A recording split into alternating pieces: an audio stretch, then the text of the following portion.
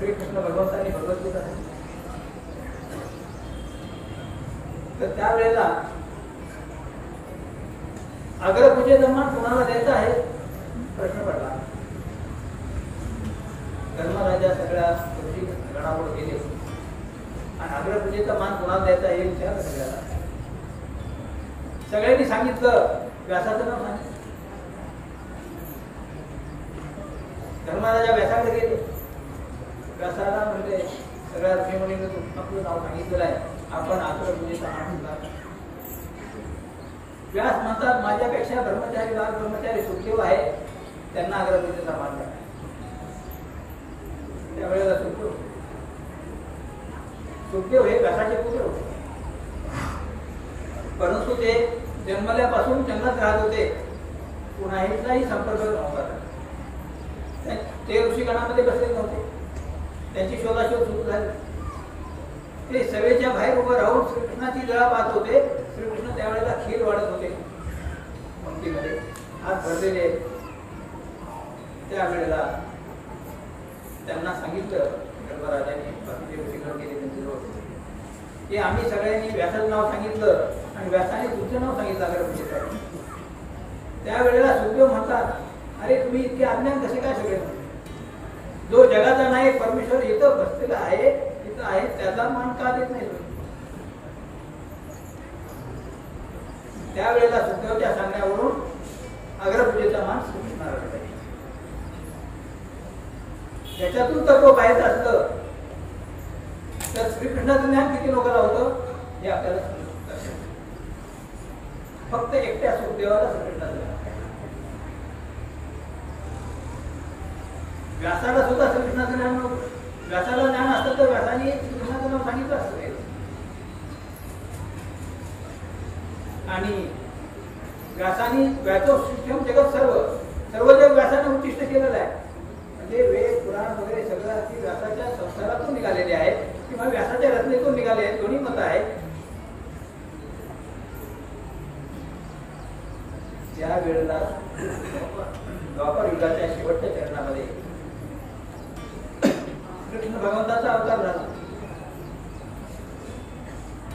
आणि त्याच्यामध्ये युद्धाच्या समयी भगवद्गीता सांगितली गेली अर्जुनाला, ती व्यासाने ऐकली. त्यावेळेला व्यासाचा उतार होता. त्यावेळेला ऐकली. ऐकल्यानंतर व्यास म्हणतात, एकम शास्त्रम देवकी पुत्र गीतम. जगामध्ये एकच शास्त्र आहे, ते देवकी पुत्र भगवद्गीता. एको देव देवकी पुत्र एव. जगामध्ये एकच देव आहे, तो देवकी पुत्र भगवद्गीता आपला श्रीकृष्ण. एको मंत्र तस्य नामानी. आणि जगामध्ये एकच मंत्र आहे, त्या परमेश्वराचं नाम स्मरण करा. कर्मापेक्षम तस्य देवस्य सेवा. त्या देवाची सेवा करणं हे जगात सर्वश्रेष्ठ कर्तव्य आहे असं व्यास शेवटी. पण कधी झालं, व्यासाने हे सगळं शास्त्र तयार केल्यानंतरची गोष्ट हे शेवटच्या उत्तरार्धामध्ये हे ज्ञान झालं. गीता सुगीता कर्तव्य किमान शास्त्र विषय. गीतेमध्ये सर्व काही असताना दुसरं शास्त्र पाहण्याची गरज काय असं व्यास म्हणतात. पण उत्तरार्धात तर सांगायचा हेतू हा की परमेश्वराचं ज्ञान हे लोक पावत असतो. ज्यावेळेस जीव हा स्वार्थी आहे,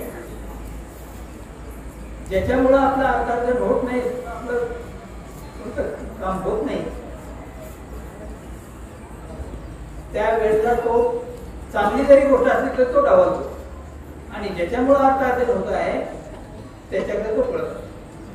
जीव स्वार्थी दोन्ही आहे. चांगल्या गोष्टीला विरोध करायचं हे सुद्धा त्याच्यामध्ये आहे.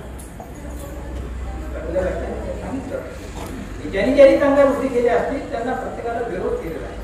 विरोध करण्याचं कारण हेच आहे की कर्मकांड ज्याला म्हणतात, त्या कर्मकांडामुळे अर्थप्राप्ती आहे, व्यवसाय आहे आपला. आणि तो व्यवसाय उपाशी राहायचा लागल्यानंतर, पोटाला नाही काय मिळाल्यानंतर मनुष्य चळवळ करतो. चळवळ आहे. आणि त्या दृष्टीनं श्रीकृष्ण भगवंतांनी त्यावेळेला फार मोठं परिवर्तन केलेलं आहे. राजे लोकांमध्ये बाकीच्या लोकांमध्ये मंत्रतंत्राचा अघोरी विद्येचा सुसवाट होता. कंसासारखे वीर होते, त्याच्यात पहिले अघोरी विद्या करणारे पुष्कळ होते. राक्षस म्हणजे अघोरी विद्या करणारे होते आणि शस्त्रास्त्रात ते जाणते होते. सगळ्यासारखे याच्यासारखे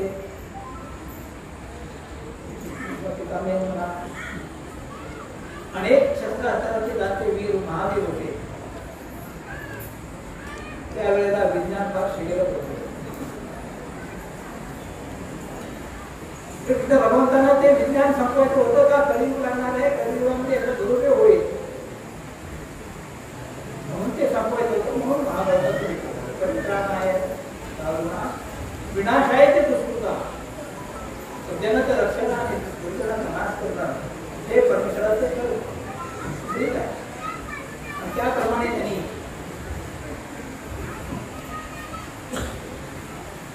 भगवद्गीता सांगितली आणि भगवद्गीता सांगताना युक्त घडवलं. वास्तविक श्रीकृष्णाला काही कठीण नव्हतं, परंतु अर्जुनाच्या हाती करायला लावलं. म्हणजे अर्जुनाला गीता निरूपण करायची होती ना, अर्जुनालाच नाही तर सकल मानव जातीला निरूपण करायची होती. त्यावेळेला 22,000 राजाला ज्ञान दिलं होतं असं उल्लेख आहे. आम सर्व गीता धर्म प्रवर्तित होता, बाकीचे सगळे अंधश्रद्धा धरून काढले. आणि तो धर्म आपण जर इतिहास पाहिला तर श्रीकृष्ण भगवंताचा 22,000 राजाला ज्ञान दिलं, बाकीचे आम गीता धर्म करत होता. त्याच्यामुळे जी शांतता होती ती शांतता 2,500 वर्षापर्यंत पूर्ण शांतता. कोणताही उद्रेक घडला नाही, कोणताही इतिहास लिहिला गेला नाही. इतिहास कधी लिहिला जातो, पेपरमध्ये नाव कधी येतं, भांडणं झाली, मारामारी झाली, खून झाला, कुठे काय झालं तर पेपरमध्ये राहतं. आमचं गाव शांत आहे, तिथं कोणतंही काही उद्रेक घडला नाही असं पेपरमध्ये कधी आलं का? म्हणून गीता धर्म हा 2,500 वर्षापर्यंत जसं चालला त्याचा कोणताही इतिहास आपल्याजवळ उपलब्ध नाही आहे. 2,500 वर्षानंतर 500 वर्षाच्या काळामध्ये ज्या वेळेला पुन्हा जाती भेदाला उद्रेक झाला, कर्मकांडाला प्रोत्साहन मिळालं, विषमता निर्माण झाली, मनुष्याचं शोषण सुरू झालं, त्यावेळेला एकाच कालावधीमध्ये महावीर झाले, गौतम बुद्ध झाले, धर्मपुरुष झाले, अनेक धर्मसंस्थापक त्यावेळेला निर्माण झाले, एकाच वेळेला झालेले. हा इतिहास पाहिला तर फार समोर आहे. आणि तेव्हापासून आपण इतिहास सगळा वाचतोय, शाळेमध्ये सुद्धा तेवढ्यापासून शिकवला जातोय. त्याच्या आधीचा इतिहास कुणाचा नाही आहे का? नाही, ते शांततेच होत. आणि हा उद्रेक झाल्यानंतर सुद्धा हे शोषण थांबलं नाही, अनेक वाढल्या गेलं. यादवाच्या काळामध्ये ज्यावेळेला महादेवराज राजे होते, कडारले होते, ते धार्मिक होते, ते स्वामीच्या दर्शनाला लोणारला आले होते. लोणारला त्यांनी आपली थैली दिली होती वाटावी, म्हणजे सगळं त्याच्यात होतं की सगळं देवाच्या पुढे ठेवलं. स्वामींनी त्याच्याकडे पाहिलं नाही. स्वामी त्या राजाचे भाट होते ते म्हणे घ्या, शिवनाचा काळ प्रसन्न झाला. स्वामीनं त्या द्रव्याकडे पाहिलं, मातीकडे पाहिलं आणि राजाकडे पाहिलं. राजा हुशार होता. त्यांनी म्हणलं सर्व म्हणे ह्यांना काय म्हणे, राहू कसा काय म्हणे, राजा तुम्हाला म्हणे राजा, यांना काय राजा म्हणे, सर्व बाजूला म्हणे, त्यांना माती कसं सोड आहे, राहू कसं काय. मग ते तिथं ठेवलं, स्वामी तिथून उठून गेले. मग ह्या द्रव्याचं काय करू म्हणे. मग तो लोणारचा घाट बांधला. सांगायचा हेतू हा, तिथे सर्व राजकीय होते, ते धर्मवेडे नव्हते, धार्मिक होते पण धर्मवेडे नव्हते, कर्मकांडाला बळी पडत नव्हते. परंतु पुढं प्रसंग असा आला, या वेळेला स्वामी वेरूळला आले, वेरूळला आले. पहिल्यांदा तर सांगितलं आहे, वेरूळला आल्यानंतर सगळे राजाचे मंत्री वगैरे सगळे स्वामीच्या दर्शनाला तिथे येत होते. इतकी गर्दी व्हायची की साठी लांचांनी आणायची, जागा नव्हती ती जोर. महादेव राजा होता त्यावेळेला, महादेव राजा राजवाड्यात आला, तिथं कुणीच नाही, सुपाट. अरे म्हणे मी राजवाड्यात आलो, कुणीच नाही, कुठं जातात हे. त्यावेळेला त्यांनी सांगितलं, प्रधानांनी होते त्याचे प्रधान, त्यांनी सांगितलं की श्री चक्रधर स्वामी वेरूळ आहे, त्यांच्या दर्शनाला सगळे जातात म्हणे, मला दर्शन झालं पाहिजे. परंतु त्यांना दर्शनाला जाऊ दिलं नाही त्यावेळेला. त्यांचा प्रधान होता हेमाद्री पंडित. हेमाद्री पंडितांना चतुर्वर्ग चिंतामणी नावाचा ग्रंथ लिहिला आणि चतुर्वर्णाची बैठक पक्की केली. स्त्रियांना शिक्षणाचा अधिकार नाही, स्त्रियांना धर्माचा अधिकार नाही, मंदिरात प्रवेश नाही, स्त्रियांना कोणतं नाही, असं स्पष्ट त्यांनी सांगितलं. चूल आणि मूल ह्याच्यातच जावं. आणि त्यांच्यासाठी त्यांनी 1800 वृत्त तयार केले. कोणासाठी? स्त्रियासाठी. म्हणजे त्या वृत्तामध्ये त्यांनी अडकून राहू. आमचं वृत्त आहे पतीसाठी आहे, हे वृत्त केलं की तुझं पतीचं भविष्य चांगलं होतं, आमचं वृत्त केलं आमच्यासाठी, तुमचं वृत्त करायचं. वर्षाचे 1800 वृत्त म्हणजे दररोज 6 वृत्त पडतात आणि त्या वृत्तामध्ये स्त्रियांना अडकून टाकलं. धर्म वगैरे काही नाही, सगळं अंतर्गत अडकून दिसतं. आणि चातुर्वर्णाची बैठक पक्की केली. क्षत्रियांनी युद्ध करावं, युद्धात पेला तर स्वर्ग मिळतो, तो त्यांचा मोक्ष आहे. वैश्य शूद्रांनी सेवा चाकरी करावी, त्याच्यातच त्यांचा मोक्ष आहे.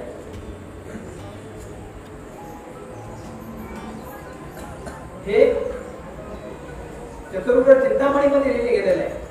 ते झाडू बांधणं वगैरे आपण इतिहास वाचतो ते त्याच्यातच आहे.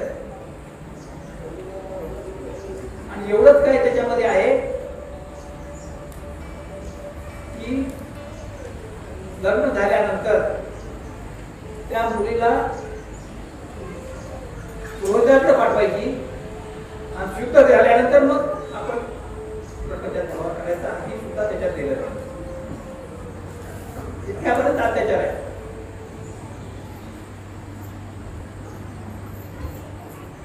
त्यावेळेला राजा स्वामी दर्शनाला येऊ लागला, त्यांचा विरोध होता. जो हाती जाणार होता तो हातीला वीज दिलं आणि शेवटी राजाचा हट्टच होता, त्या राजाला वीज देऊन मारलं. हे सुद्धा इतिहासात म्हणजे राजाला सुद्धा वीज देऊन मारलं की राजाने दर्शनात जाऊ नये. कुणाला? महादेव राजा. त्यांचा मुलगा राजा बसला, त्याला मारलं, डोळे काढले त्याचे. आणि रामदेव राजाला राज्यावर बसवलं, पाहुलं आम्ही तुला राज्य दिले, आमच्या म्हणण्याप्रमाणे राज्य चालव. त्यांच्या ह्याच्यामध्ये त्यांच्या ह्याच्याप्रमाणे राज्य चालवलं. अनेक कर्मकांडात सगळे गुंतवले, सगळे अधिकारी त्याच्यात गुंतले आणि देशाचं संरक्षण करण्यासाठी किंवा सगळं राज्यकारभार चालवण्यासाठी लक्षच नाही त्यांचं. त्यावेळेला अल्लाउद्दीन स्वारी केली त्याच्यामध्ये. नाहीतर यादवाचं राज्य अपेक्षा होतं, अनेक कामामध्ये गुंतवलं आणि शिक्षणाचं दुर्लक्ष झाल्यामुळं त्या शाळेची दुर्दशा झाली. सर्व करायच्या शिक्षकांनी, सर्व करायच्या शिक्षकांनी, सर्व तिथं त्यांना त्यांचं काम पूर्णपणे बजावतात का नाही त्याच्याकडे लक्ष देणं आवश्यक होतं. ते लक्ष दिल्या गेलं नाही. तसं त्यावेळेला संरक्षण खातं वगैरे जे काही राज्यव्यवस्था आहे ती राज्यव्यवस्था चोख बजावली पाहिजे. ते सोडून धर्माच्या कामामध्ये सगळ्या लावल्यामुळं सहज त्यांनी जिंकलं गेलं. आणि त्याच वेळेला त्या स्वारीच्या आधी श्री चक्रधर स्वामी यांनी पैठणला जे दक्षिण काशी म्हणतात पैठण, त्यावेळी त्या पैठणला रणशिंग पैठणचे विद्वान धर्म काय आहे, धर्म कशाने मोक्ष मिळतो, कशाने काय होतं, हे धर्म कसा आहे, हा कसा चुकीचा आहे ते समजून सांगितलं. त्यावेळेला माईन भट्टासारखे अनेक विद्वान स्वामीची शिष्य झाले. माईन भट्ट अग्रगणी विद्वान होते. दिवसा मशाल घेऊन चालायचे. आकाशात तो सूर्य, पृथ्वीवरती सूर्य, ज्ञान सूर्य आहे. एका पंडिताला हरवल्याबरोबर एक गवताची गाडी बाहेर बांधायची, मला पाहुणे काळी सारखा आहे असे म्हणणारे जे विद्वान होते माईन भट्ट, सगळ्याचे मार्गदर्शक होते. त्यांची स्वामीची भेट झाली. स्वामींनी त्यांना सत्य समजावून सांगितलं की हे कसं आहे, यानं काय होईल, यानं काय होईल, त्याचे प्रश्न विचारले. त्याच्या चर्चेमध्ये त्यांना निरुत्तर केलं आणि निरुत्तर झाल्यानंतर त्यांनी स्वामींचं शिष्यत्व पत्करलं. त्यांच्या बरोबर हजारो ब्राह्मण, विद्वान ब्राह्मण होते, ते सगळे मांडव करतात. नागदेवाचार्य सांगितलं ते, नागदेवाचार्य ब्राह्मण होते, त्यांचे भाऊ व्यापारी होते. ते व्यापाऱ्याला चोराने लुटलं, मोठे भाऊ. त्या लहान भावाने अतिरेकी झाले. मग त्यांचा बदला घ्यायचा असं करता करता स्वतः तरोडी बोल झाले भाऊ. आणि सगळ्या ह्याच्यामध्ये दहशत पसरवली होते. त्यांची स्वामीची भेट झाल्यानंतर त्यांचं परिवर्तन झालं. त्यांनी संन्यास घेतला आणि ते पंथाचे अत्याचार्य झाले. स्वामींनी परिवर्तन घडवलं. स्वामी म्हणतात मी नवीन धर्म स्थापन केला नाही, जो भगवद्गीतेचा धर्म आहे तोच पुन्हा सांगितला. भगवद्गीतेमध्ये श्रीकृष्ण भगवंतांनी सांगितलं, स्त्रियो वैशा तथा शूद्रास्तेती यांची परांगती. स्त्री असो, वैश्य असो, शूद्र असो, कुणी असो, तो परमगतीला अधिकार आहे. विद्या विनय संपन्ने ब्राह्मणे कवी हस्तिनी शुनीचैव स्वपाकेचे पंडिता समदर्शना. जो विद्वान ब्राह्मण आहे, नम्रता आहे, गाय आहे, हस्ती आहे, कुत्रा आहे, चांडाळ आहे. पंडिता समदर्शन, जो पंडित आहे, तो ज्ञानी आहे, त्याला हे सगळे सारखे आहे. त्याच्यामध्ये आत्मा आहे, त्याच्यामध्ये आत्मा आहे, त्याच्यामध्ये रक्तमास आहे, त्याच्यामध्ये रक्तमास आहे. अशुद्ध झाला कशाला असं खटकावून सांगितलं. आणि स्त्रियाच्या बाबतीत सुद्धा एक प्रसंग आहे. सारंग पंडित नावाचे राजाचे अधिकारी होते. ते स्वामीच्या दर्शनाला येत होते. सगळेच अधिकारी येत होते. राजाचा भांडारी होता. तो स्वामीच्या दर्शनाला येत होता. एक दिवशी स्वामींनी त्याला विचारलं, माझ्याजवळ अपार संपत्ती आहे म्हणे, मला देव होईल का? देवाने सांगितलं द्रव्य होत नाही, त्याला लोभ नष्ट करावा लागतो, नम्रता ठेवावं लागते, काम क्रोधावर विजय मिळवावा लागतो, तर देव होत असतो, एरवी होत नाही. त्यावेळेला सगळं ह्याच्यामध्ये स्वामीचा संसार होता. असे अनेक स्त्रिया सुद्धा झाल्या. त्याच्यातून महत्त्वा नावाची जी विमुक्ती होती ती आद्य कवी स्वामीच्या समोर महिला पुष्कळ बसल्या होत्या. स्वामी दर्पण करत होते आणि ते सारंग पंडित आले दर्शनाला. ते विचार करू लागले, हे एवढे महिला बसलेले आहेत, ते कशाला, त्यांना कशाला पाहिजे निरूपण, कशाला ज्ञान पाहिजे, गावी तेल त्याच्यात कोतू धान्य काढावया. त्यावेळेला स्वामींनी ते अंतर्मनाने जाणलं. सर्वज्ञच होते ते. आल्याबरोबर त्यांना म्हणते, अपराध केला तुम्ही पार करा, तुम्हाला शिक्षा दे. हो म्हणे, मी जाणतो म्हणे. मग ते स्वतः जाऊन दुपारपर्यंत गंगेच्या पाण्यामध्ये उभे राहिले. कोण? कारण पंडित नंतर आले. नंतर त्याने शिक्षा पण केलं. तुमचं काय जीवन, ह्याचे काय जीवलं आहेत का म्हणे? तुमचा देव उदाहरणार्थ दुसरा आहे, त्यांचा देव उदाहरणार्थ दुसरा आहे का म्हणे, याच्यामध्ये काय कमी आहे म्हणे. म्हणून त्यांना शिक्षा पण केलं. आणि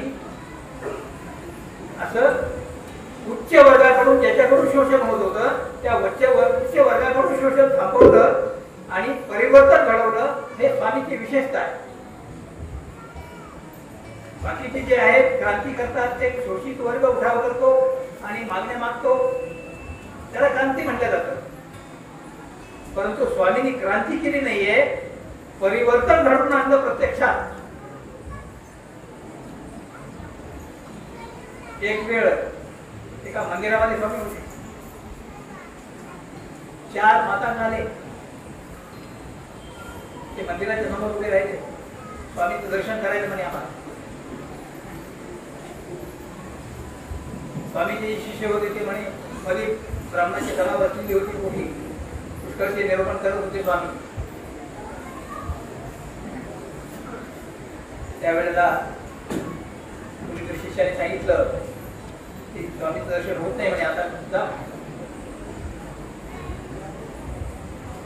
मग तिघांनी कळसाला नमस्कार केला असा आणि निघून गेले. पण एक पता होता तो सतत राहिला. मी म्हणे स्वामीचं दर्शन केल्याशिवाय जाणारच नाही. तो थांबला. पुन्हा त्याला सांगण्यात आलं. मग स्वामीला निरोप दिला. तो एक काही म्हणतो तुम्ही दर्शन घेतल्याशिवाय जात नाही. स्वामीने त्यांना लाडू दिला. प्रसाद लाडू त्याने घेतला. तरी सांगितलं त्यांनी स्वामीचं दर्शन घेतल्याशिवाय जाणार नाही. स्वामी बाहेर उठून आले. उठून आल्यानंतर त्यांनी तोच लाडू स्वामीला दर्शनाला गेला आणि दर्शन घेऊन निघून गेला. आल्यानंतर मध्ये सगळे विद्वान लोक बसलेले होते, टोळवळ फक्त पाळणारे. स्वामी त्यांना म्हणतात प्रसाद वादेव प्रसाद घ्याल का म्हणे. हो घेऊ म्हणे. हा तसा प्रसाद नाही म्हणे, तुम्हा भाताला कोण नाही म्हणत म्हणे. हा प्रसाद असा आहे की गटारामध्ये उभं राहिल्यानंतर त्या गटारातलं पाण्याचा प्रसाद घेणारा कोण आहे सांगा म्हणे. आणि गटारामध्ये उभं राहिलो तिथला प्रसाद घेणारा कोण आहे सांगा. मग स्वामींनी सांगितलं असा असा लाडू आहे, त्या मातांना तिकडे दिलेला आहे, घ्याल का म्हणे प्रसाद. सगळ्यांनी प्रसाद घेतला. म्हणजे कूटनीतीचा भाव नष्ट करून टाकला, प्रत्यक्षात परिवर्तन घडवलं.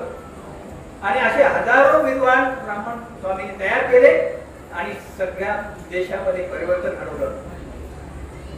परंतु मला सांगितल्याप्रमाणे ज्यांचं उदरनिर्वाह त्याच्या होता त्यांचा विरोध कर्मकांड. परंतु विद्वानामध्ये हा धर्म चालू राहिला आणि त्याच विद्वानाने हे सगळे ग्रंथ निर्मिती तयार केली आहे. एका तऱ्हेचे एक विद्वान होते आणि सगळे ग्रंथ निर्मिती त्यांनी केली. एक वेळचा प्रसंग आहे रामदेवराजीच्या काळामध्ये. 7 कवी, नृषय कवी आणि नृषय कवी हे 3 कवी होते, भाऊ होते. ते रामदेवाच्या दरबारामध्ये मान्यता पावलेले होते. 7 कवींना रामायण केलं, राजापुढे वाचून दाखवलं. नरेंद्र कवी म्हणे की श्रीकृष्णाचं वर्णन केलं असतं तो तुझ्या बापाचं छान झाला असतं, करून दाखव म्हणे. त्याचे राजापुढे अपमान झाल्यासारखं वाटला त्याला, तू कर म्हणे. मग त्यावेळेला नरेंद्र कवींनी रुक्मिणी सगळं तयार केलं आणि ते राजापुढे वाचून दाखवलं. राजा इतका खुश झाला की ते म्हणे प्रत्येक ओळीला मी 1.25 मोहरा सोनं देतो म्हणे. किती? 1.25 तोळ. 1 तोळ्याची मोहर होती. 1.25 मोहर सोनं देतो म्हणे. हे काव्य माझ्या नावाने करणार.